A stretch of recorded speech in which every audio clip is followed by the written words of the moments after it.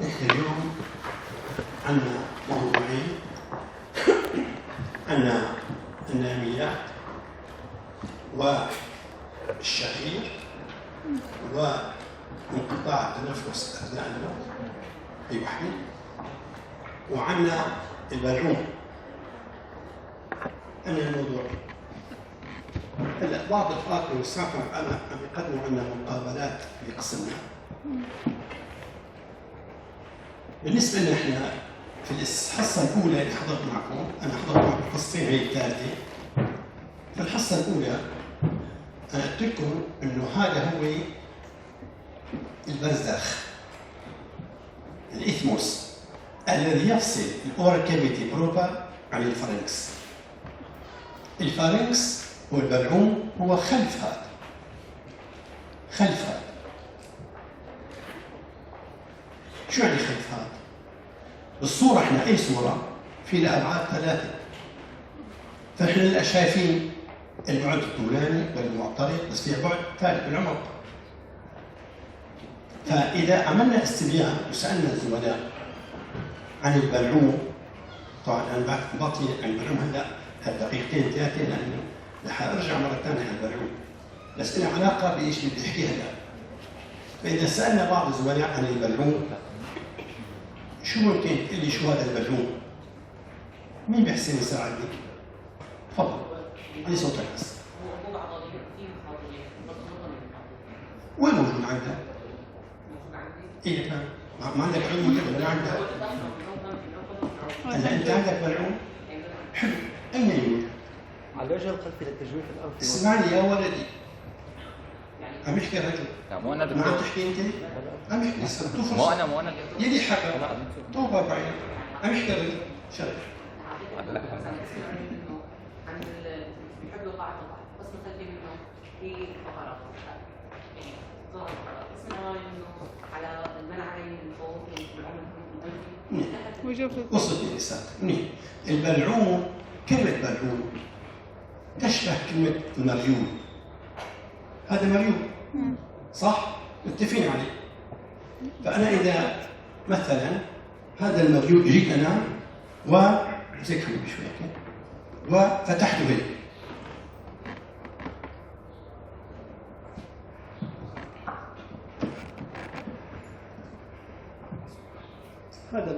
هذا اسمه مريول، نفسه اسمه مريول. المريول هذا له سماكي، له بنية، حناخذها هلا. هذا البلعوم ينشأ من الأمام، يعني هذا اللي شايفينه أنتم ينشأ من الأمام، ممسوك من الأمام. أنا إيموني من جواته، اعتبري غير موجود، فهو عبارة عن أنبوب مفتوح نحو الأمام. شو في خلفه؟ العمود الفقري يمتد حتى الفقرة الرقبية السادسة من قاعدة البحر، بالجانبين بيلامس وبيقابل الحفرة تحت السطح. إذا بالجانبين الحفرة شو هي؟ تحت السطح، والناحية جانب البلعوم نسميها.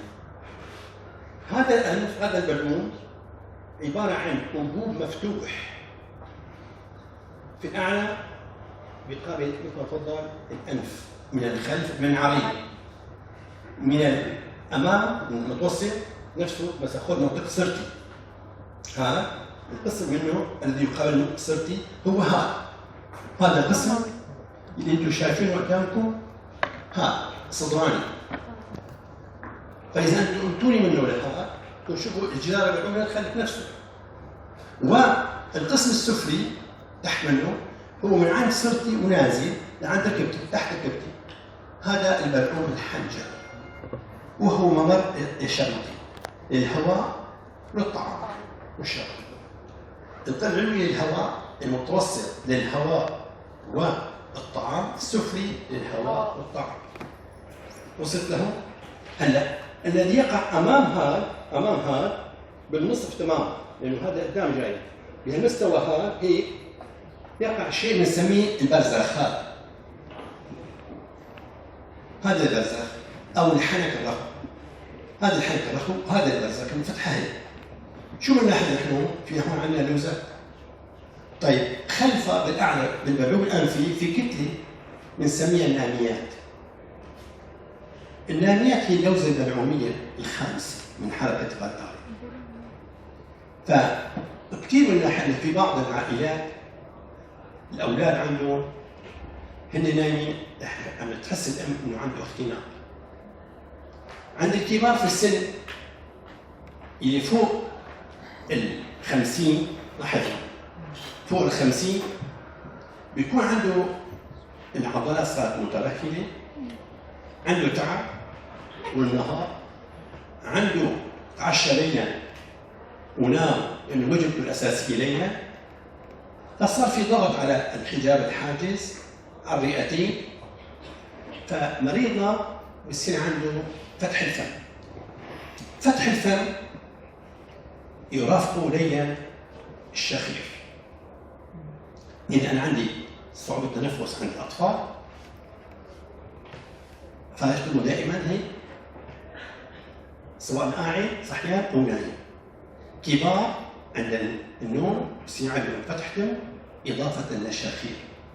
ليش شخير؟ لانه تكون كتله لسان كبرت مرتخي واصبح بناء، خاصه اذا كان على ظهره فبيرتخي قاعده اللسان نحو الخلف، فتصغر الفرجه التي تدخل من الهواء من البلعوم الانفي الى البلعوم الحنجري الى البلعوم الفوري الحنجري فيعطي صوتا. الصوت لا ياتي الا نتيجه تغير المسافات وفتح الفم. شغلتين. هلا واحد منكم فنجي لهون الان يصير من فضلك سكري دمي واشكري. جرب اشكري. كيف؟ كيف؟ ممكن؟ اسأل. اشكري. إذا ما في شيء، إذا الشخير بفتح يتطلب الفم. فتح الفم ودخول الهواء وخروج الهواء عبر ايش؟ اجواف الفم والبلعوم لحتى شو يصير عندنا؟ يصير عندنا صوت. هون صاحبنا هون عم يحاول انه يشكر، هو فايت تمه سكر تمه، شكر حبيبي سكر تمك بس ما بيصير. ما ضبطت يعني ناخذ فيه انا بحسب كذا فتشاور بين بعض صار ناخذ شيء من ايش؟ من الهمس، فانا لقطت همس. فلذلك الشخير يتطلب فتح الفم. طيب فتح الفم فمنا. طيب اذا واحد مغرغر، شو يعني مغرغر؟ شو معنى مغرغر؟ عنده غدة يعني سمين. شو معناتها؟ سمين ورقبته قصيره وعضله راسه ونام ظهره او نام جنابي، فهو نايم مرته بتشوفه انه هالرجال مختلف، لك يا رجال انت نايم عم تختلف، ابو فلان فزع حيلك، خير شوف عم تختلف. اذا في عنا توقف التنفس. شو يعني توقف التنفس؟ يعني كميه الهواء اللي تدخل حامله الاكسجين وكميه الهواء اللي تخرج حامله غاز ثاني اكسيد الكربون. التي تخرج تكون كميته اقل من التي شو تدخل. فشو يعني الجواب؟ يعني تراكم غاز ثاني اكسيد الكربون. هذا بيرتفع نسبة الدم بالدم، وهذا بيأثر على ايش؟ على الجيل السباتي ولا على الجسم السباتي؟ على البصر. وين؟ جسم على مين بيأثر؟ على الجسم السباتي، يعني كيميائي. اما الجيل انه في انخفاض بيأثر الضغط، ارتفاع الضغط، احفظوها. فهي ذات تركيب كيميائي. فلذلك ترتفع نسبة ثاني اكسيد الكربون، فعندها يستشعر المريض النايم عن طريق العصب التاسع، لأن التاسع هو الذي يقبل الحس. لأن التاسع مين بيعصب من الجيب؟ شو كمان؟ هو بيعصب من شو كمان؟ بيعصب من الجسم السباتي. فبيستشعر، فبصير عند مريضنا شوي تراكم غاز ثاني اكسيد الكربون ليصل الى مرحله بفيق عن 4. يقول والله انا حاسس حالي حاختنق، حسيت حالي حاختنق. وكثير نلاحظ اسئله من مرضانا بيجوا عنا يقولوا لنا لو دكتور انا نام فز عن 4. شو 4؟ هي 2 وهي 2. بالرفاق هيك يطلب شيء يطلب انا صحينا الساعتين لاحظنا انه كنت مختنق، بيراجعنا مشان عمليه الشخير. هذا بالنسبه للمريض. اما بالنسبه اللي نايمين حول المريض شخير. فالمأساة اكثر. عباره عن زميره مجنبك طالع نازل، انت بدك تنام. في ناس نومهم شوي خفيف، يعني اذا حدا فتح الباب مو بايده. فنحن بعياداتنا بنواجه مشاكل شو الكلمه؟ اجتماعيه ناجمه عن الشخير لدى الطرف الاخر. اما الشخص نفسه انه توقف تنفس، هو حيختلي عن يموت، اما هي او هو يعني حسب ما يعمشكم يقول لك انا معك سنه دبر لي اياها، ما بنام، حط تحت راسي فوق راسي 4 مخدات وراسي على المخده الخامسه وصوت شو طالع نازل. فهمنا؟ ما هو عمليه الشخير؟ عندك سؤال بابا؟ سؤال بالضبط. تفضل حبيبي. هلا اذا واحد نام طب ممكن يتحسن الحاله؟ حلو. النوم طب على الوجه مو كل الناس بتنام طب. اذا عملنا استبيان هلا مين منكم بينام على وجهه طب يعني فيرتيكال؟ يرفع ايده. 1 2 3 4 5 6 6 نسبة قليلة. وبينام طب هذا ما بينام هيك على وشه، بينام هيك. شو نام؟ جنابي هيك. النوم هيك جنابي صار راح جنابي بس ما رجع لورا، وبالتالي ما ضغط يعيش على مدخل الهواء، بيتم طريق الهواء سالك. فنادرا اللي بينام طبعا وشه نادرا ما يصير عنده شو شخير. طيب اذا نام على جنب كمان؟ على جنب نفس الشيء، بننزل على جهه واحده مثل النام شو طب نفس الشيء. هو نام طب ما نام هيك، نام هيك. بس انت وقت تنامي انت مو بايدك تنامي، يعني نحن بدنا تنامي جنابي هيك خليكي. انت ما بتعرف شو بصير فيكي. تجيني مريضه تقول لي دكتور انا كيف نام على نفس الجهه، لا عرفت لا هالناح ولا هالناح على نفس الحرف، ما بحكي شيء. طبعا هي مو عرفانه حالك انه قلبت كذا مره، لو حطت الكاميرا صورت حالها ساعتها بتقول ان الله حق. يعني نقلبه كيف نشاء، يتقلب الانسان بالنور، فهو عباره عن علامه من علامات الحياه. ماشي؟ فاذا شو نعمل هون بعمليه الشخير؟ قسم نصاص اللوزات، قسم نصاص شريعه، قسم الشرع حنك هذا، قسم نصغر ايش اللحاء. اذا صار عندي 3 شغلات: استئصال اللوزات، 2 تقصير شراع الحنك، 3 تصغير اللحاء.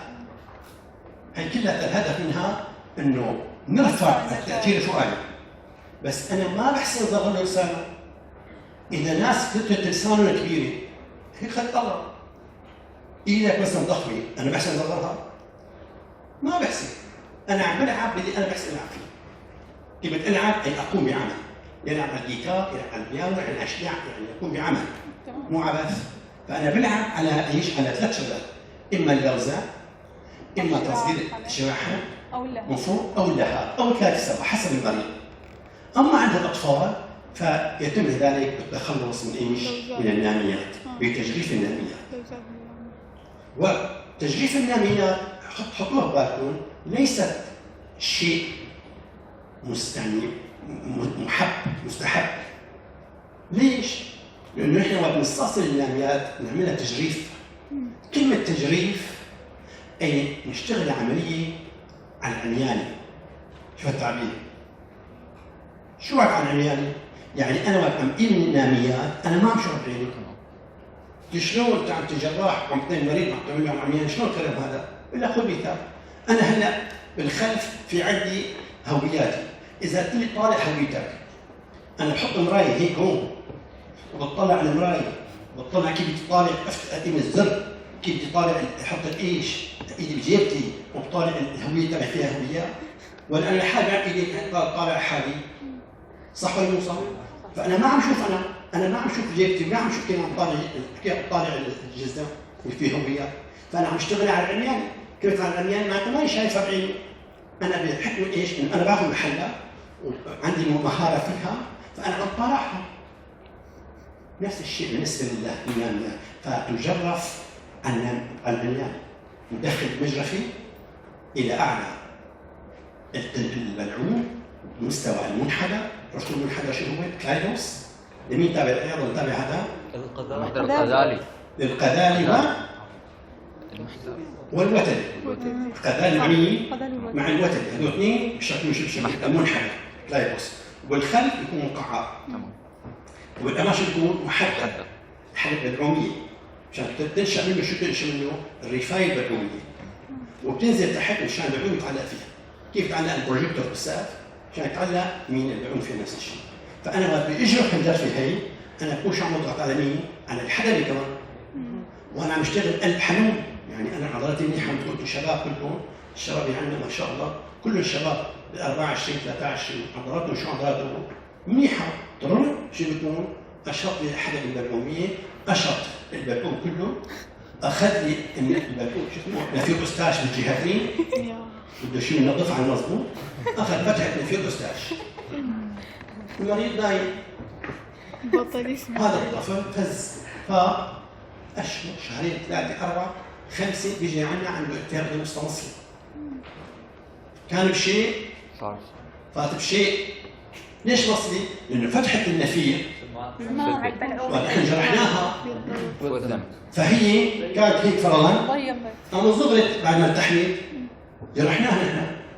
وفتحة النفير هي عبارة عن غشاء مخاطي يغطي صفائح نفير أستاش. تعبير يغطي صفائح نفير أستاش، لأن نفير أستاش يشبه الأكورديون. تعرفوا ترى الأكورديون هيك؟ فهو عبارة عن غضاريف فوق بعض البعض ملفوف فيه على شكل ايش؟ تيوب، بس كل واحدة فوق الثاني تيوب. في عضلة رافعة بترفع بتفتحه كيف أنا بفتح الأكورديون، وفي عضلة ثانية بتنزله بتسكره. فالموترة والرافعة هذول اثنين بيتحكموا بفتح تسكير شو هي؟ نفير أستاش. هي ايدي الثاني جنبها الثاني جنبها بشكل الحلقة مغطية بالغشاء مخاطي من جوا، في عضلتين بيتحكموا فيهم. ففتحتهم من جوا ناحية البلعوم أنا جيت أرطب يعني أكلت النجفة، وبس عندما الغشاء المخاطي صار فيه جرح ما رح يرجع مثل ما كان، وبالتالي بتصغر الفتحة، وبتصغر معناتها دخول الهواء من الأذن الوسطى شو صار؟ أقل. وبالتالي بعد 4 5 شهور بيجي عندنا عامل شو عنده خزع طبي، عامل شو اسمه؟ عامل نصفي سيرس كومسون سيرس كوتيسميديا. ساعتها بدنا نعمل له خزع طبي فتنا فوق ثاني. لاحظتوا؟ إذا شفت لكم أنا تكون ليست مستحبة، يعني نحن ما بنسويها إلا قال له شو لما المر شو قال له؟ أمر منه، فنحن ما بنسوي إذا كنا مضطرين، فكل واحد له عناميات دغري. طيب دكتور ما في منظار إنه تشوفوها؟ ما في معك دكتورة، يعني لو رفعت الشرع حلق أنا فوت من هون شاشة أو عبارة عن أنبوب، عبارة عن أنبوب خاصة بربطه فوق بينس وبشوف قدامي عندي ضوء راس شوفوا، بس مو يعني سبيسيفيك، مو نوعي، مو 10 من 10، خاصة إذا كان المنحدر وكان المنطقة أعلى البلعوم كان ضيق فما ببين معي خلتي، عندي نهاميات كبيرة ما بتبين معي. أنا جرفت راحي يعني قال له اقرأ تفرح، اقرأ شو هي؟ تفرح، جرب تحزن. شو معناتها؟ يعني كلام ورا كتاب حلو كثير، بس تعال جرب بعد 4 5 شهور جاك المريض عنده شو عنده؟ عنده التهاب اذن مستمصري. هي ما تجرب. طيب دكتور السائل من وين بيجي؟ السائل بالتهاب الاذن المستمصري. انت عملتي زنية؟ عملتي ستاج زنية؟ عملتي ستاج زنية؟ عملتي عندنا بقسمنا؟ بالمواصف؟ ما اعطوك التهاب اذن مستمصري؟ بلا بس ما حكوا انه الناميات يعني مستأصلة. ما حكوك النقطة هي؟ يعني ما اعطوك التهاب اذن مستمصري اي ام لا؟ بلا اعطونا. طيب نيجي السؤال جوات اذن؟ نعم. ما قالوا لكم نيجي السؤال جوات اذن؟ معاوضة عن الضغط. بدي واحد مو كلكم تكونوا يعني مو كلكم تكونوا شاطرين، واحد يكون شاطر اذا اجاب انه يعطيك العافيه، ما اجاب نقول له مين بيعرف ساعتها انت ارجيني حالك شرف. بسبب الانسداد هذه مع نفي الأوساش تقل نسبة الأكسجين في الهواء الموجود داخل جوف الأذن الوسطى، فالجسم يستجيب لهذا النقص في الأكسجين. فالجسم يستجيب لهذا النقص في الأكسجين فيقوم بإفراز الأكسجين لرفع الضغط داخل جوف الأذن الوسطى.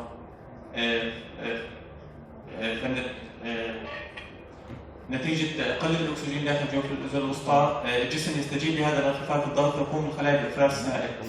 هذا السائل هو السائل المصري الذي يسبب التهاب الأذن الوسطى المصري الذي يضغط على الفيروس. جميل. عنده حدا رأي ثاني؟ شايفين؟ اتفقنا. أنا أقول آتي. هلا أنت وقت أنفك بزكي. شو يعني بزكي؟ بيحتقن، بيسكر، ما عم تنفس منه. ما بتلاقي بالشرب؟ صح؟ هلا الأذن الوسطى وقت ما عاد تفت لها هواء كافي ينتج عنها أنه الغشاء المخاطي يتوذر ويحتقن. بشرب منه سائل. هالسائل ها بيتجمع وبيتجمع فهنا دراسات كثير وفي ابحاث كثير انه في جرثوم ما في جرثوم مناعه غير مناعه في كثير ابحاث الموضوع ما في شيء سوي ثابت. ملخص حديثي بالنسبه للسائل الموجود ناتج عن اختلاف الضغط ونتحه. شو التعبير؟ نتحه. شو نتحه؟ خرج سائل من النسيج المخاطي المبطن لصندوق الطبل يصب في الأذن الوسطى. عند هذا السائل يجتمع فهذا السائل كان أصلاً فيه مادة اسمية احنا بنسميها مولد الليفين الفايبرينوجين وصار ما صار في احتقان فخرج الاحتقان من الأوعية الدموية وصار هذا السائل جوات الأذن الوسطى يتحول مولد الليفين لشو لليفين. كان اسمها مصورة بلازما صار اسمها سيروم مصر. شايفين الفرق شو صار؟ هلا هذا المولد هذا الليفين موجود ضمن السائل.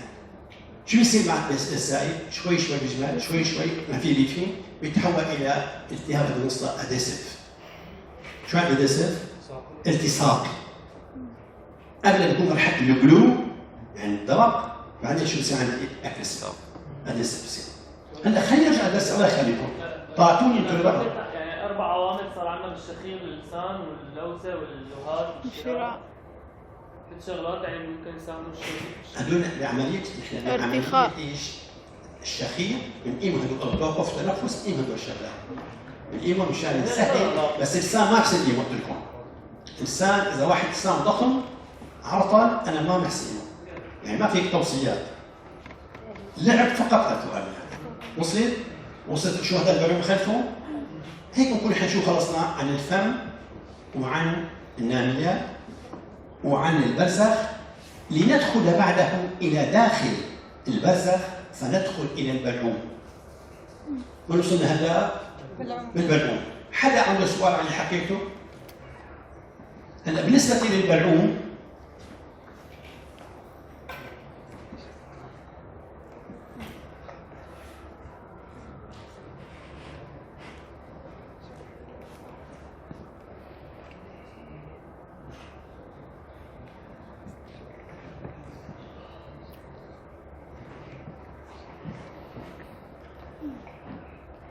هذا البلعوم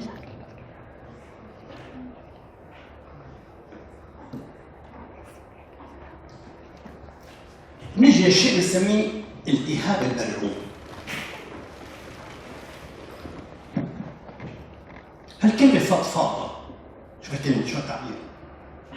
شو عندك؟ والله بلعومي مدين. حاسس بلعومي ماني مرتاح. تحممت طلعت منه فزيت عنك بلعومي مجروح جرح. حاسس حرق بلعومي. ماني مرتاح بالبلعوم. حاسس هيك منفوخ مسك. شو التعبير؟ بس ما في عندي سخونة حرارة. هذا قسم ثاني بيقول لي مالي حاسة الشوق. إذا مرضى البلعوم بالنسبة اختصاصنا مرضى كثر. وصفنا نحن بالنسبة لنا نحكي نتعامل معه إن جنرال بالخطوط الآتية حاجتكم إياها. أول شيء كتعريف له هو التهاب مخاطي، الغشاء المخاطي والتراكيب تحت الغشاء المخاطي للبلعوم.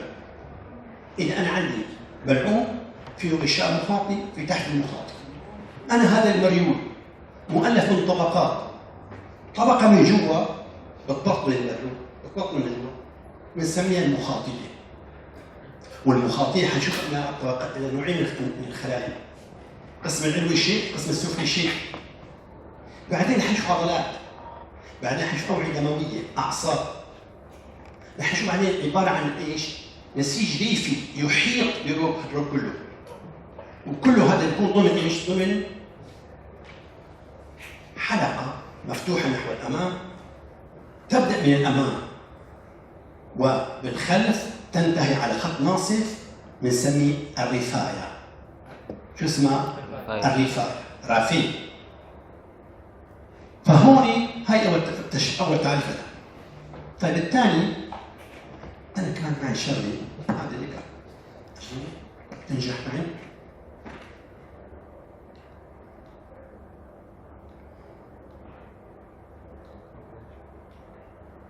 ما نجح. الثاني هو هذا، 40 مليون تقريبا من الكبار بنلاحظوا انه بيزوروا شوي بيصابوا من الناحيه سنويا بالتهاب البلعوم. اغلب الوصفات التي تكتب هي عباره عن التهاب بلعوم. لحتى الصيادلي روحي عنده يقول لك اول ما بيجوا عندي بيقول لك بلعوم نازل كذا، بعطيك ظرفين مضاد حيوي، بعطيه ظرفين مضاد احتقان، ظرف مسكن له الله معك. لانه حله محل هني. سيما بهالازمه خلال السنوات الفائته. بتمنى انه تتحسن مهنه الصيدله من حيث الممارسه. فبنلاحظ انه اغلب الوصفات تنكتب لالتهاب العوم اكثر ما تكتب للجهاز التنفسي. طيب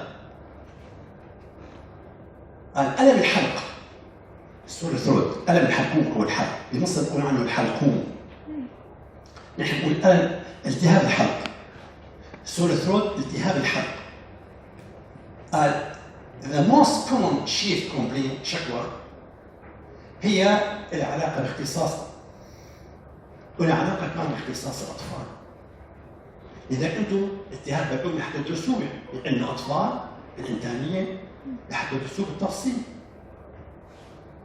اثنين، أغلب الأمراض إما حمى راشحة أو تشفى الحالة، إما فيرال أو تشفى الحالة، ما بدها شيء. بس مريضك ما بيقتنع. يعني المريض اجى لعندك دفع لك كشفيه، تطلع تقول له ما فيك شيء، الله معك ما فيك شيء. شو الدكتور؟ فك عنده قال ما فيني شيء، انا ملتهب، انا موجوع. اخذ مني كشفيه، جميل صحة دفعت عنده دقيقتين قال لي ما فيك شيء، مع السلامه. هذا نسمعه من ايش؟ من مواطن. حقه هذا. المواطن حقه يحكي به. بس الطبيب صفى يقنعه للمريض، مو دقيقتين مع السلامه، يقنعه انه انت برضك حمى راشحه، سواء اعطيتك دواء او ما اعطيتك دواء رح تشفى نفس الشيء، ورح يصير عندك فطور اذا اعطيتك دواء. انا ما بنصحك وحالتك ما تستوجب، رح يصير عندك كلمتين ثلاثه، فعندها هي تفاعل معك المريض. فلذلك ثقه المريض بالطبيب كثير إلى دور انه الطبيب المريض يشفى لحاله بثقه. والله شو الدكتور؟ فت عنده كلمتين ثلاثه، والله ما في شيء، طلعت عنده ما في شيء. شو سحر؟ قالوا سحرني. لا سحروا هالشيء. كل ما هناك حكى له كلمتين ثلاثه صح، مو تدجيل، مو دجل. لأنه الدجل يكشف، والدجل لا يدخل إلى القلب ولا يقع في القلب، لأنه يقال ما خرج من القلب يقع في القلب. أنا عم دجل عليك، أنت تسمعني بس تحس إنه أنا عم أقول كلام مو صح، تكتشفني أنت. إذا بدك تكون صادق مع مريضك.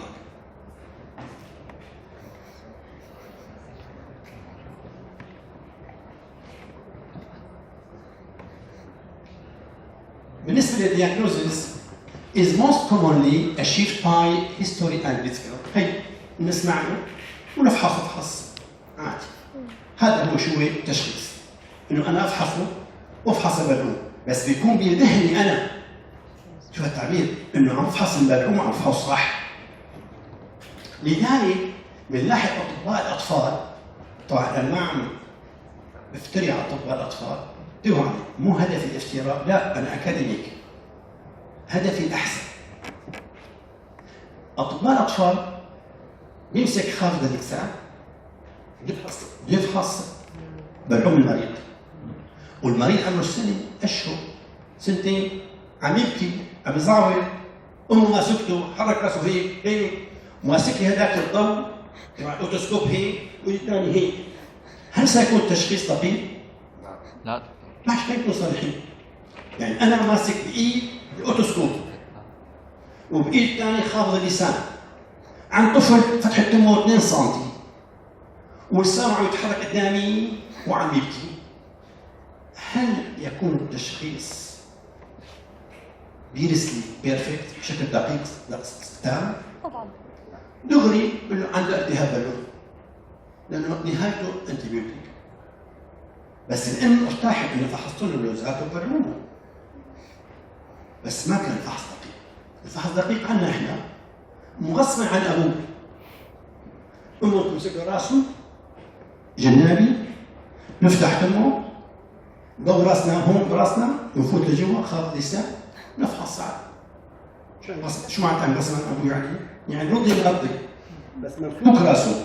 انا شو ساعدني؟ ساعدني انه ضو راسي وين؟ ضو معي وين؟ على الراس هون، مو ماسكه بايدي. فهي عباره عن ميزه عن طبيب الاطفال. بحط واحد على مو كل واحد بحط على راسه دكتوره.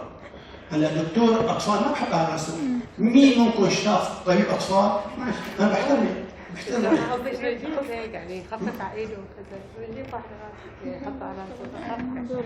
يعني كاقتراح لا بأس. مين ممكن شاف طبيب اطفال اخذ من اخته ابنه حدا لا انا حامل ضو راس على راسه عم يفحص مريض هيك، مين يرفع يده؟ ما حد.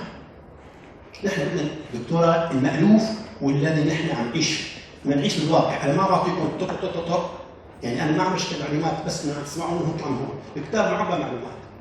انا بعطيكم خبرتي بحيث انه الخبره هي بتتم عندك، بس الكتاب موجود فيه كله عني وعند الاطفال، كل شيء موجود فيه من المعلومات. قد ما انا رشيدك معلومات هلا انت فات منطلق من هون ما تذكر شيء، اما انا بعطيك لمحات هي ارجو من الله انه تكون صادق معك، انا تاخذها تتم معك. هلا هون majority of patients respond to oral antibiotic، يعني معظم المرضى يستفيدوا بايش؟ بالاستعراضات الحيويه عن طريق الفم.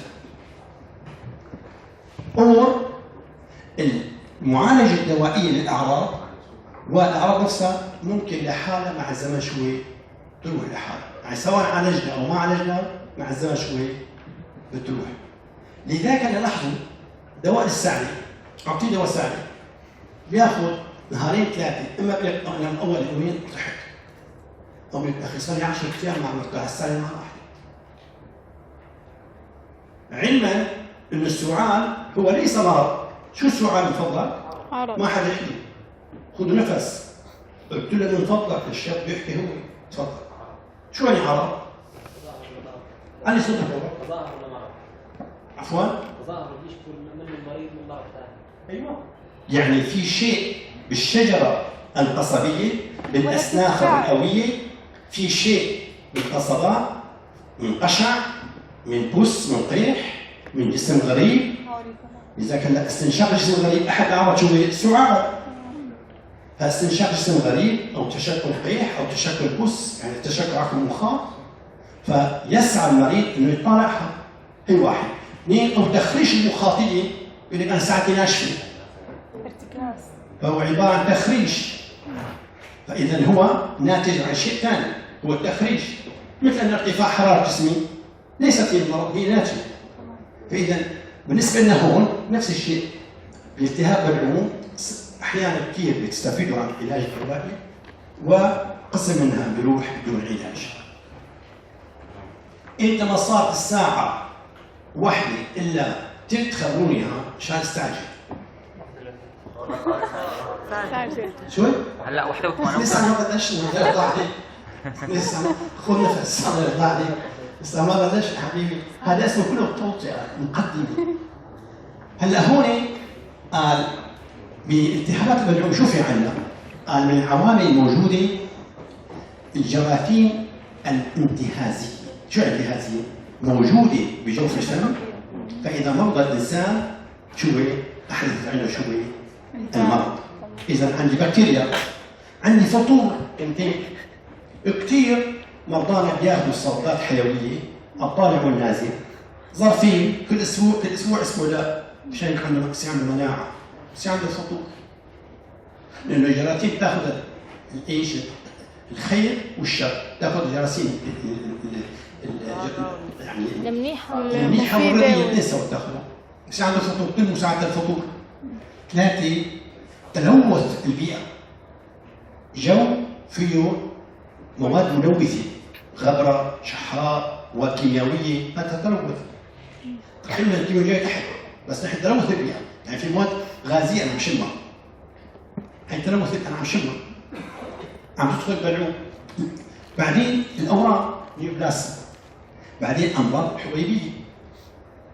آخر شيء المواد الكيميائية والمخرجات الفيزيائية. شو يعني مخرجات فيزيائية؟ يعني لا تمسك باليد. أنا عم باكل فاتت مع الأكل حسكة. حسكة مع إيش؟ مع الدجاجة، مع السمكة، أو مع الدجاجة في مع الفخذ عظمة صغيرة. عرفتوها؟ فإذا كانت دجاجة صغيرة ما كثير هي كثير قاسية، وأنا عم باكل بنهم وهالميونيز سخنة وأنا جوعان، خاصة إذا كنت مدعوز يعني شو دعوة يعني؟ يعني عزيمة، خاصة إذا كان في تنافس.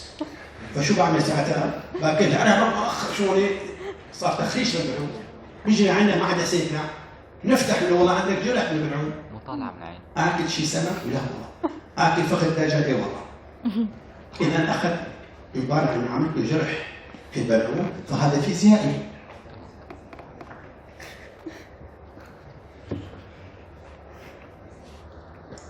التهاب الحلق من ناحية of greater than 2 weeks duration، يعني مدته أكثر من أسبوعين، بصير احتمال وإمكانية التشخيص بصير أصعب.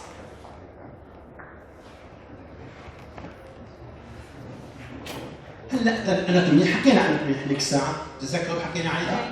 حكينا عن كل شيء اسمه شكله، شو شكله؟ طوله حوالي 25 حوالي 15 سم، هو طوله تقريبا 5 انش، يعني تقريبا 12 ونص 13، حط لكم ابروكسيميتلي يعني تقريبا. حتى الفقرة السادسة اسفلها المري ضعفه 25 سم. هون هو عبارة عن تكلف، حكينا عن النظر. هي هون يقسم حكينا عليها، هذا هو 3. هلا هون طبقات ال5 هي ضروري تعرفوها، حكيناها سابقا. عندي مخاطية، هي مخاطية covered with pseudo stratified ciliated epithelium في الأعلى، يعني البشرة في الأعلى هي عبارة عن بشرة رصفية مطبقة تطبقا مهم، يعني الأورام العلوية غير الأورام السفلية. تحت سكويموس سيل طلع في القسم السفلي سكويموس طبقة سكويموس epithelium inferior. إذا بالعليا هي عبارة عن بشرة رصفية مطبقة تطبقا مهم، نسميها سودو ستراتيفايد سيلييتد ابيثيليوم. هي وحدة نوع شو نوع الخلايا الموجود البشرة الابيثيليوم الموجودة بهالمخاطية من جوا. من برا قال عندي تحت المخاطية. تحت المخاطية كيف أنا بشبه الموضوعي؟ بشبهها مثل إذا أنا عندي دخل. هالدخل أنا حطيت عليه شرشف على الفرشة. الفرشة الشرشف هو عبارة عن الابيثيليوم. الفرشة سماكتها هي تحت الشرشف، هي مسميها سب ميوكوزا. شو فيها هي؟ بيكون فيها سفنج، بيكون فيها صوف قطن. نحن هون بيكون فيها أوعية وأعصاب.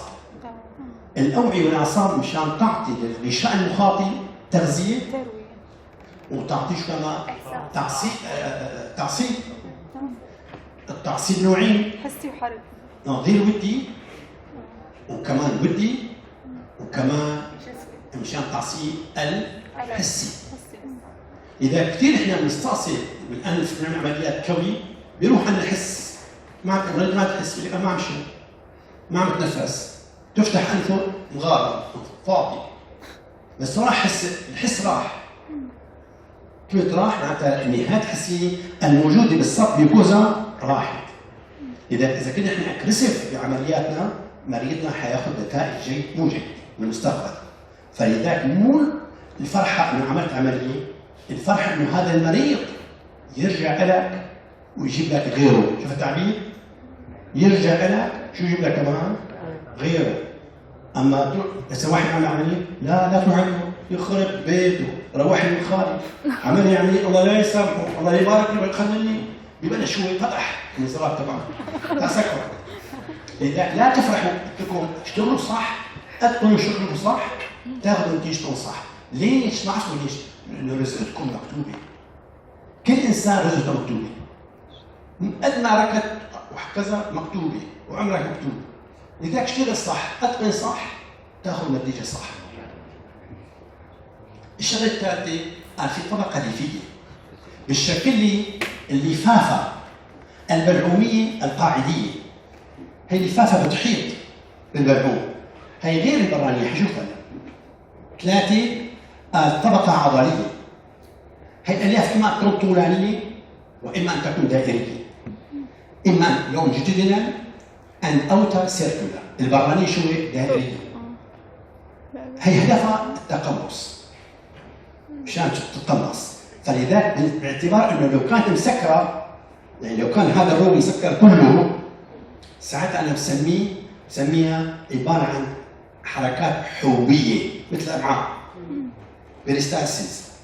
الامعاء حركات شو هي؟ حوبيه، لانه بالامعاء عندنا 3 انواع من الالياف، دائري وطولاني ومائل. فهذيك حركات حوبيه. بالمعده نفس الشيء، في 3 الياف. فانا هون عندي طولانيه وشو كمان؟ دائريه. هي لانه مفتوح لقدام بسميها العاصرات كونستريكتر. ما سميتها بريستاسيس ولا سميتها سفنكتر معصرات مصرات. سفنكتر شو سفنكتر؟ مصرات. المعصرات بتتقمص بس قدامها شو قدامها؟ مفتوح. هذا السبب. آخر شيء لوز كونكتيف تيشو بوكو فارنجيل فيشيا، اللفافة الشدقية البلعومية. شدق تبلش هيك وترجع على الخلف. هي اللفافة الشدقية تنشأ برفاية اسمها الرفاية الجناحية الفكية السفلية. الرفاية الجناحية الفكية السفلية، يعني من هون الحافة الخلفية لها بتنشأ العضلة العاصرة العلوية، الحافة الأمامية بتنشأ العضلة الباكسيماتور المبوقة من هالرفاية هي. وهون ببلش الفيشيا. كيف بالعنق في عندي فيشيا؟ فهون في فيشيا. صارت لي 10.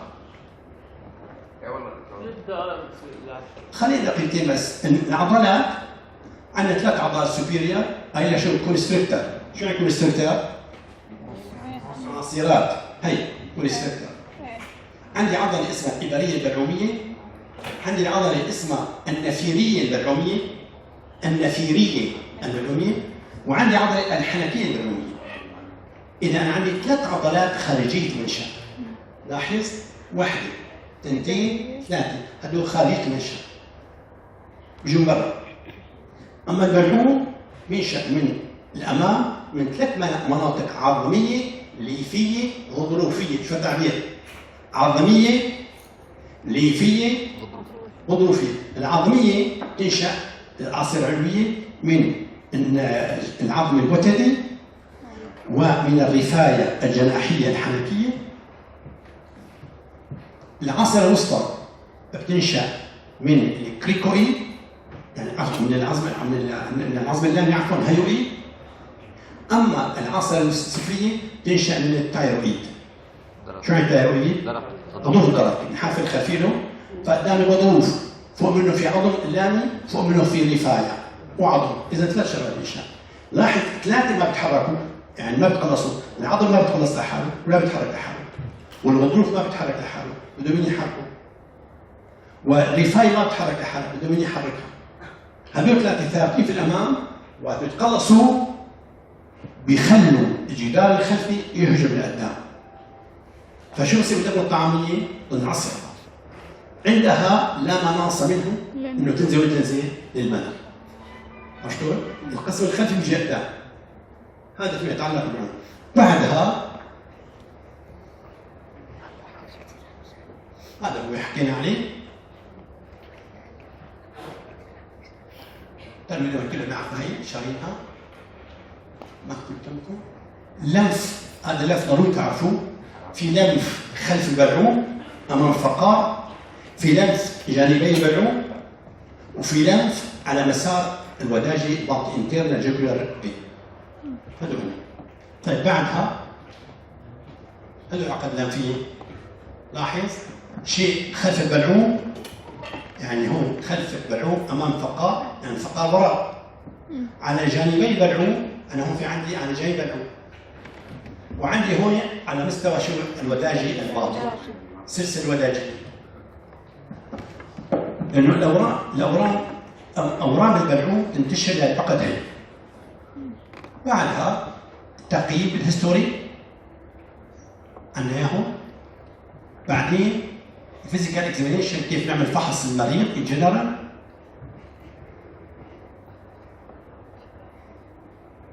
هلا بنفوت بايش؟ بالالتهابات البلعوم شو هي؟ الانتانيه. معنا وقت ولا خلص؟ 50 دقيقة. 50 10 دقيقة. دقائق. صار في 10 دقائق؟ صارت 50. نعم، نعطيكم استراحه مشان الاستاذ اللي بعدنا. تمام يعني. بالنسبه لكم الموضوع هذا انتانات الجهاز الهضمي، انتانات البلعوم اما ان تكون فايرال، اما ان تكون بكتيريا، اما ان تكون شو فانجا. عرفتوا؟ في عندكم اضافه للشغله عوامل اخرى رضيه، وفي اوراق. هي كل الشغله.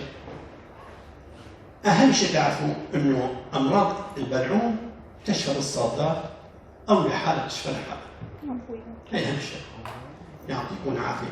شكرا لكم جميعا.